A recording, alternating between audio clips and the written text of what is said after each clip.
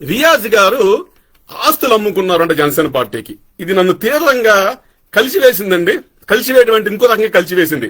అంటే ఇటువంటి పచ్చి అబద్దాలు ఎలా చెప్తారు వంశీ గారు? మీ దగ్గర ఫీడ్బ్యాక్ ఏం లేదా? అంటే మీకు వచ్చిన రాంగ్ ఫీడ్బ్యాక్ ఏమైనా వచ్చిందా? మీకేమన్నా న్యూస్ ఏమైనా వచ్చిందా? వస్తే సరి చేసుకోండి సార్. ఇది చాలా అది అవుట్ రైట్ రాంగ్ అండి. ఇదంతా కూడా మీకు రియాజ్ ఆస్తుల యొక్క సమాచారం కావాలంటే 2019 ఎన్నికల అఫిడవిట్ చూసుకోండి. ఆయన పోటీ చేశారు కదా ఒంగోలు జనసేన అభ్యర్థిగా. ఎన్నికల అఫిడవిట్ దొరుకుతుంది ఆన్లైన్ లో. మీకు వెళ్ళండి, ఈసీ వెబ్సైట్ లో దొరుకుతుంది, గూగుల్లో కొడితే దొరుకుతుంది, ఖచ్చితంగా దొరుకుతుంది. మీకు దొరకకపోతే చెప్పండి, నేను పంపిస్తానండి. అందులో ఆయనకి ఉండడానికి సొంత ఇల్లు హైదరాబాద్ లో లేదు, ఒంగోలులో లేదు, భూములు లేవు, ఏమీ లేవు, ఒక 10 గ్రాముల బంగారం లేదు ఇంట్లో, ఒక 10,000 రూపాయల క్యాష్ కూడా బ్యాంక్ అకౌంట్ లో లేదు.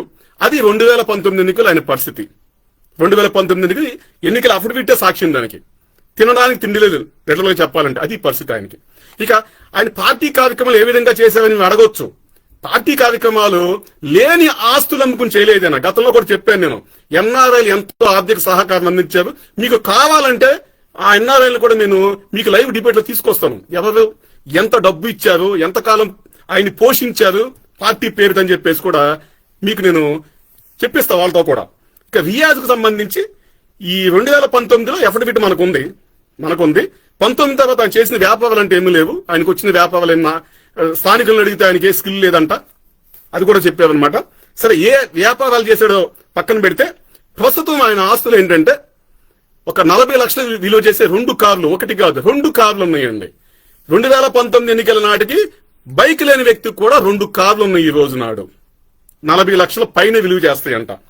ఇక ఆయనకు సంబంధించి మొన్న ఈ మధ్యనే ఒక 4 బెడ్రూమ్ 3 బెడ్రూమ్ లో ఒక లగ్జరీ అపార్ట్మెంట్ ఒకటి ఆయన కొనుక్కున్నాడండి. 1,50,00,000 రూపాయలు.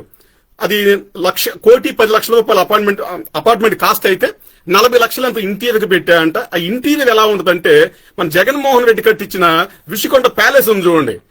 ఇటాలియన్ మార్బుల్స్, షాండ్లియర్స్, బాత్ టబ్బులు, చాలా చాలా రిచ్ గా ఆయన ఒక 40 లక్షలతో ఇంటీరియర్ డిజైన్ చేయించుకున్నాడండి. మనకి అక్కడితో అయిపోలేదండి.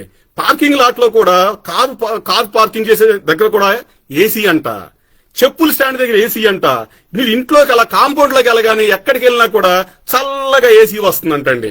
ఇటువంటి ఇళ్లు కట్టించుకునేది ఎవరో తెలుసండి? ఎవరో తెలుసా? తినడానికి తికాణా లేని వాళ్ళు ఎవరు కట్టించుకోరండి ఇటువంటి ఇల్లు. బాగా రిచ్ ఫెలోస్, సినీ నటులు, వ్యాపారవేత్తలు, బాగా డబ్బులున్న వాళ్ళు కట్టించుకుంటారండి.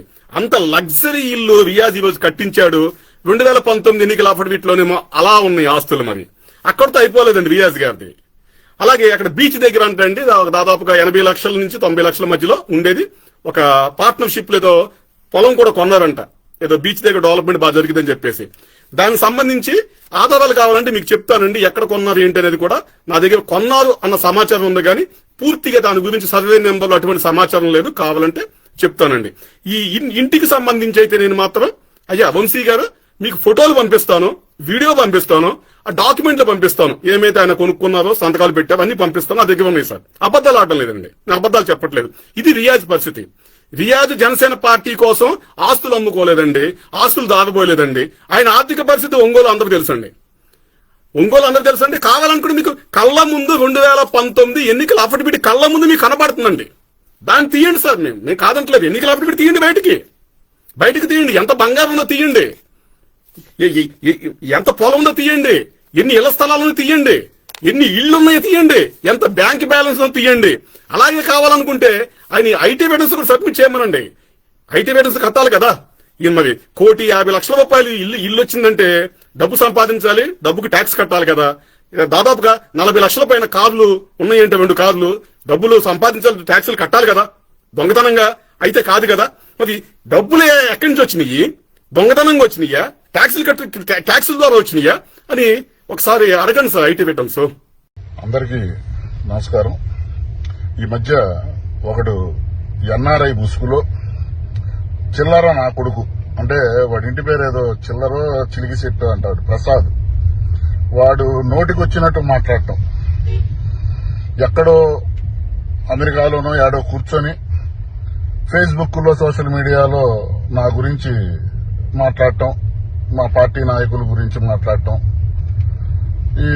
ఈ మధ్యకాలంలో ఎవడో వాడు వెనకాల ఒక నాయకుడు ఉన్నాడని నాకు తెలిసింది. ఆ నాయకుడి సంగతి ఆడి సంగతి ఇద్దరి సంగతి కూడా తెలుస్తాం. ఆడికి చెప్తున్నా, ఒరే చిల్లర శెట్టి ప్రసాద్, చిల్లర ప్రసాద్ నా అక్క, నువ్వు నీ అబ్బకి ఒక్క అబ్బకే పుట్టినట్టు ఉన్న మగాడివైతే రానా రక ఆంధ్రాకొచ్చి మా ఒంగోలుకు వచ్చి నా గురించి మాట్లాడు. ఏం తెలుసు కొడక నీకు? ఏం తెలుసురా నా కొడక? లేనిపోయిన అన్ని దాంట్లో చెబుతున్నా, కూటికి లేని నా కొడుకులమా? ఫారెన్లో తెల్లోల బాత్రూంలు కడిగే నా కొడుకు వీరను వాడా? మా తెలీదా నువ్వేం చేస్తున్నావు? ఆంధ్రాకు వచ్చి మాట్లాడు. నువ్వు మగాడివైతే సహనం చచ్చిపోయి బూతులు మాట్లాడాల్సి వస్తుంది. సిగ్గుండాలరా నా కొడక. అక్కడెక్కడో ఉండి మాట్లాడటం కాదు. ఏం తెలుసు నీకు మా పుట్టుక గురించి? రా నా కొడక ఒంగోలు, మగాడివైతే రా. సిగ్గుందంటే నా కొడక రా.